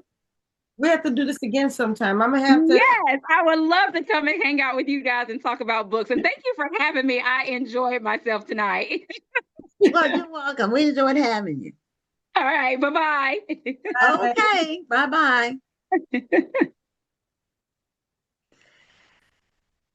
Well, as you all know, every year we do the Black Authors Matter TV Awards. And what the awards are is a recognition of the people who we've interviewed on the show in the past year. It goes from March to March, not from January to December. So it's from March of 2025 to March of 2026. And you all voted, and we got, close to 1,000 votes total, close to 1,000 ballots, I should say. And so what happens is the top 5 vote getters in each category are the finalists. And then the finalists, we will start voting for them from April 14th to the 28th. That's when we vote for the finalists. And then the top vote getter among the finalists is the winner, and they get the actual award. And the award show is May 12th. So we're going to start with, and it's 15 categories. We divide them up based on the guests who appeared on the show, what their book was about, if it was a book related, if it was actually an author, if we have a bookstore category as well. And then we have a category called book industry support, which includes book clubs, podcasters, publishers, anybody that doesn't appear on the show as an author. And because a lot of people wear a lot of hats. So it's based on what their capacity was when they appeared on the show. So some of the book industry support people are authors, but they didn't appear on the show as authors. They appeared in some other capacity. So anyway, Rhonda and I are going to trade off, alternate, take turns announcing these finalists. So the first category is biography memoir. I'm going to announce the finalists for that. And the in each category, the finalists are alphabetical based on their last name. So they're not in the order of how many votes they got. It's alphabetical by last name. So the first category, biography memoir, the finalists are Veronica Brown, Monique Kleska, Robin Allison Davis, Darian Knight, and Tara Roberts. So congratulations to those finalists. And these are all the top vote getters in their categories. So Rhonda's going to go next. All right. We are moving on to the children's category. So first is Isaiah Alford. Next is Tamika Fryer Brown.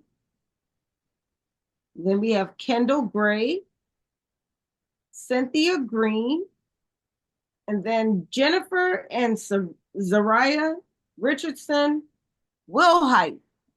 Congratulations. Yeah, that was a mother-daughter. Yes. Mm-hmm. So congratulations to all those children's authors.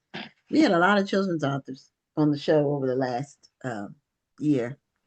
Some of the categories had a smaller number of people. Some of them had a big number of people. So next, and sometimes we have the combined categories because every category had to have at least 6 people so we could have 5 finalists.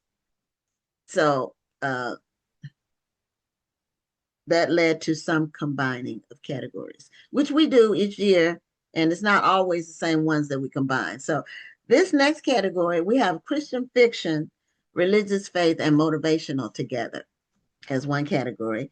And the finalists are Dr. Tammy Fleming, Dr. Sasha Griffith, Shonda Allen Hill, Tracy Robinson, and Kiana Rout.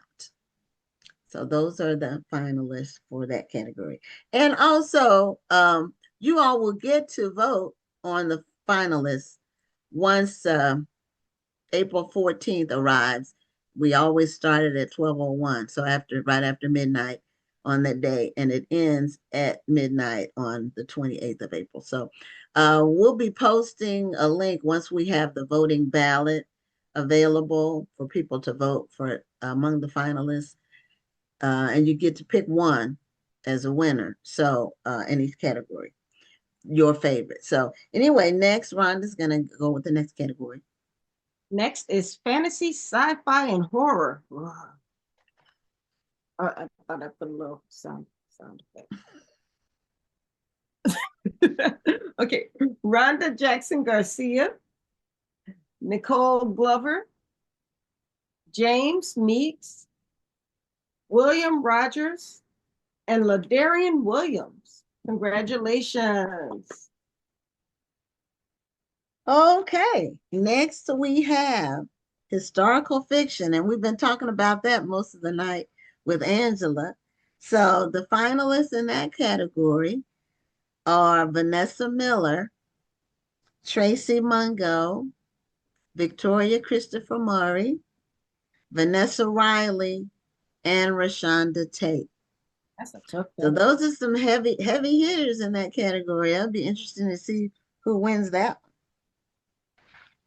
All right, let's move on to history. There's a difference between this historical fiction, that's fiction. So history, yes. This is nonfiction. Right. So we have Amelia Bundles, Mia Mask, Constance W. Porter, Mary Romney Schaub, and Calvin Stovall Jr.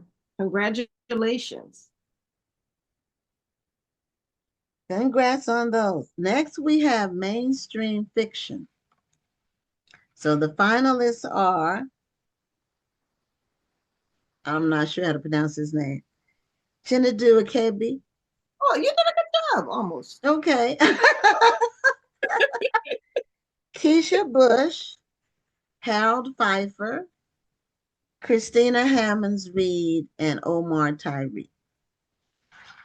So that's in the mainstream fiction category. All right, we're moving on to mystery, thriller, and crime fiction. All right. We have Connie Briscoe, Octavia Grant, Sandra Jackson Apoku, Brandon Massey, and Pamela Samuels Young and Dwayne Alexander Smith. Right, they used to write separately, and now they've been writing together a series. I think they're up to book 3 or 4 now. So they were on the show to talk about that. So next we have our nonfiction category. And the finalists in that category are Shonda Buchanan, Tremaine Lee, Susanna M. Morris, Dr. DeForest B. Suarez, Dana W. Williams. So congratulations to those people for the nonfiction category. All right, let's move on to poetry and urban fiction. That's interesting.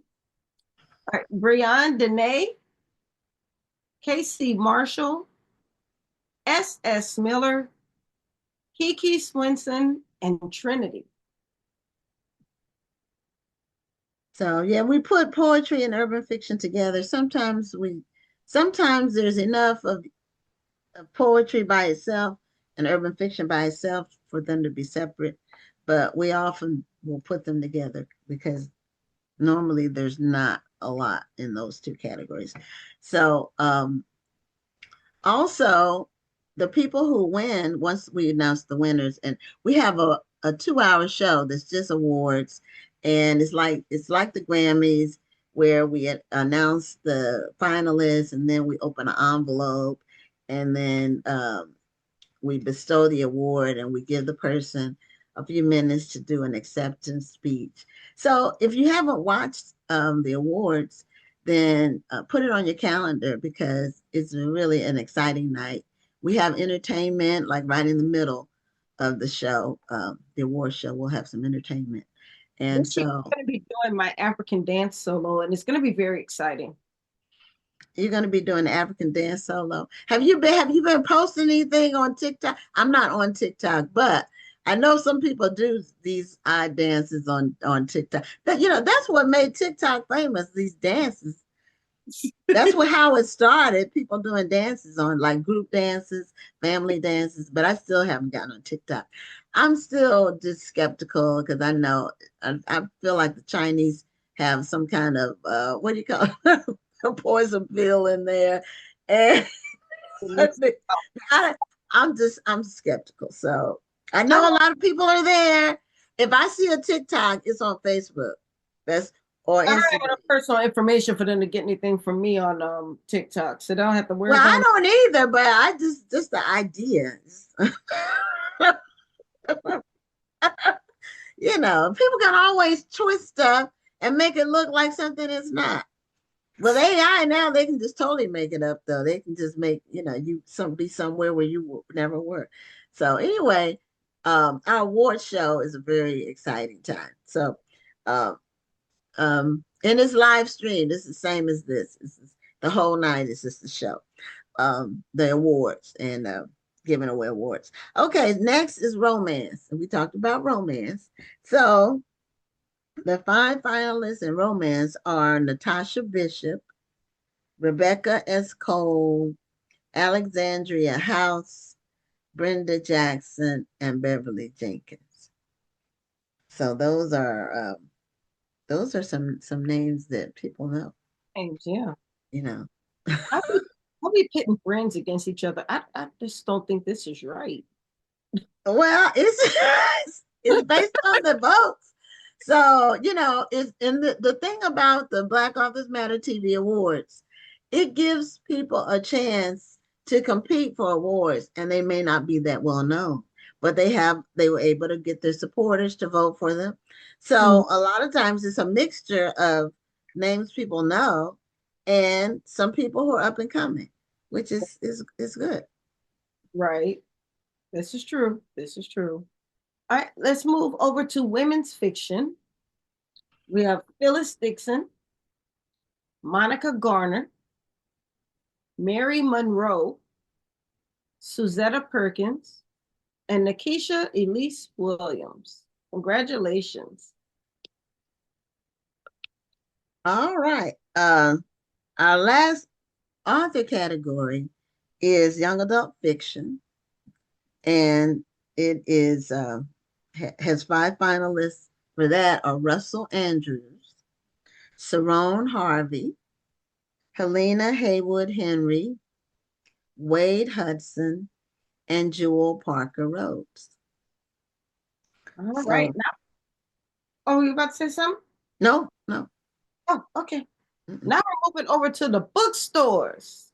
Oh, I like these bookstores, and I like their names. All right. Let's start. I'm glad you got this one on me. Oh, I'm looking at that first name, like, ooh. I'm not sure what it is. Just say Emily.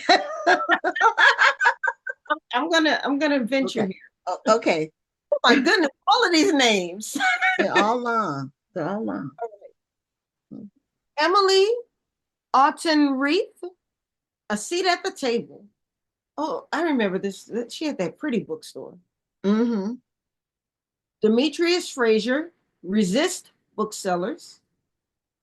Sherelle Goloversik, The Book Readers Venue.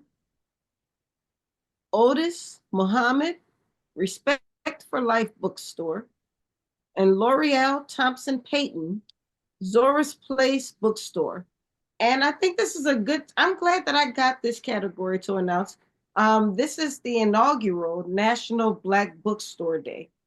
And I actually posted a couple of TikToks, Instagram Reels and so forth, highlighting some Black bookstores in the DMV in New Orleans. So if you go to my social media, you'll see those. So I'm glad I got to announce this category. So yay to all of the Black bookstores in the areas.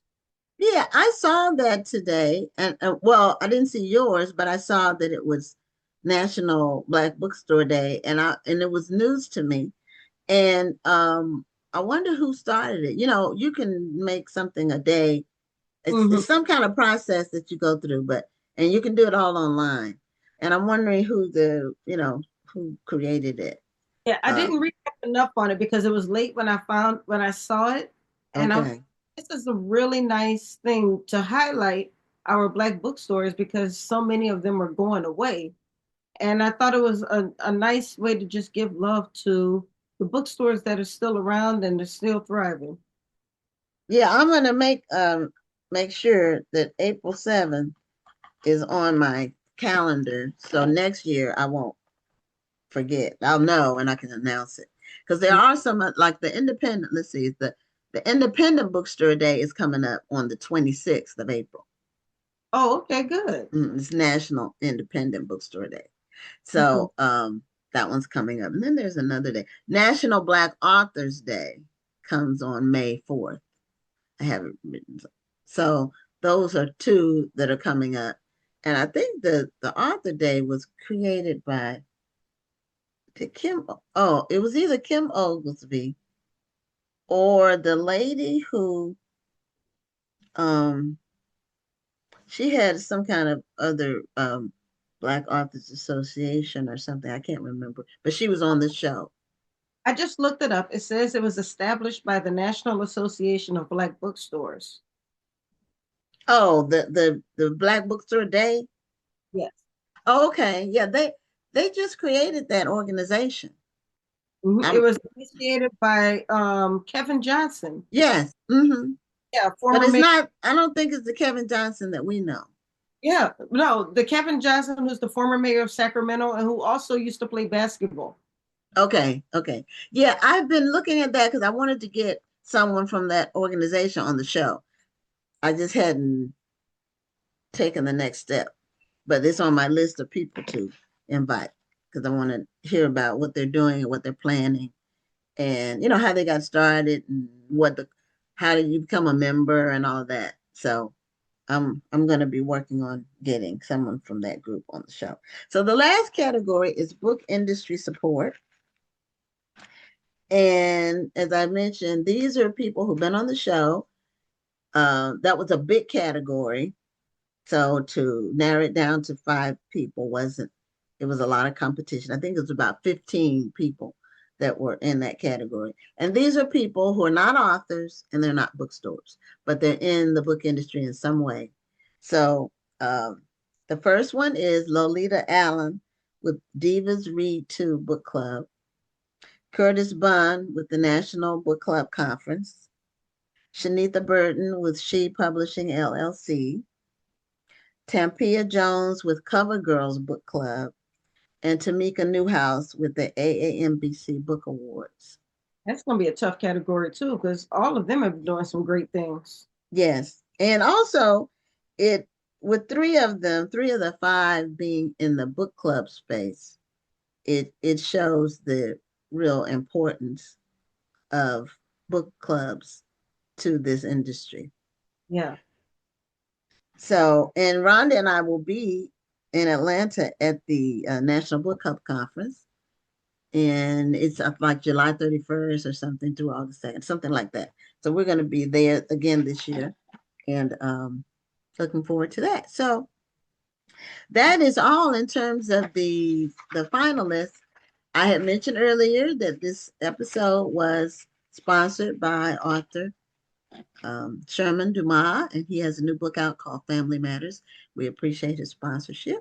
And also, I had announced that Rhonda received an award, and she has a new magazine. So she's doing, I don't know, when do you sleep? This is what I want to know. I know I'm busy, but I don't have a full-time job. Well, my full-time job is working for myself. So I don't have like a 9 to 5, and then I have to do all the stuff around it.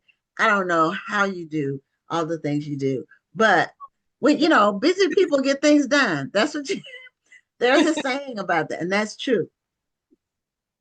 This is true. So we're going to end the show. We're just like a minute early, but that's fine. We're done. And we look forward to seeing you all next week on another amazing episode of Black Authors Matter TV. I'm Gwen Richardson, and I'm signing off. And I'm Dr. Rhonda Lawson. Have a wonderful evening and a great week. Thank you for tuning in, and join us next Tuesday at 7 p.m. Central, 8 p.m. Eastern for another edition of Black Authors Matter TV.